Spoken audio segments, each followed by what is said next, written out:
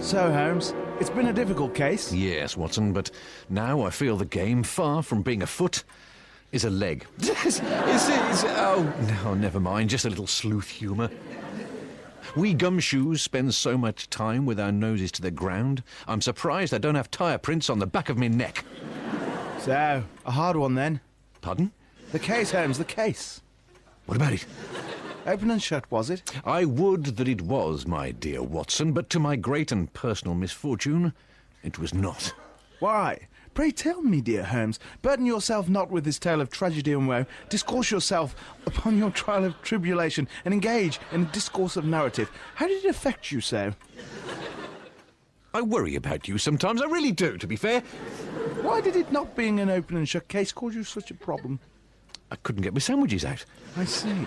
But what you mean is you think the murder was committed by a one-armed man with blurred vision in the left eye, who was once married to a woman from Cheadle, who was between 4'2" and 4'4" tall, limped on his right leg and stuttered in his left, his nasal hair beginning to reach the irritating length, and had a perchance for wearing Abercrombies at a jaunty angle when in the presence of young ladies of questionable moral standing.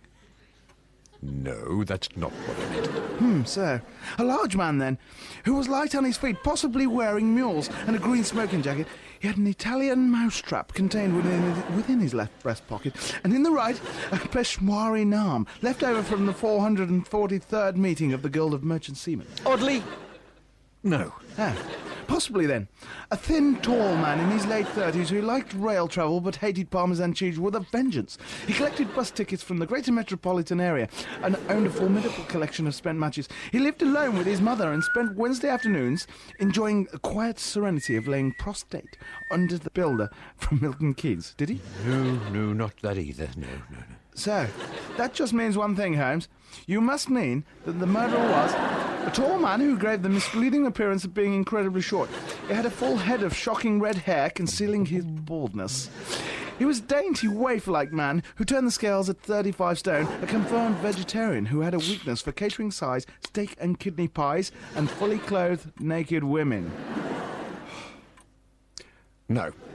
Watson, I have to say that this is the most difficult problem I've ever worked on. Yes, really, Holmes? Yes. I feel the need to cogitate. Pardon?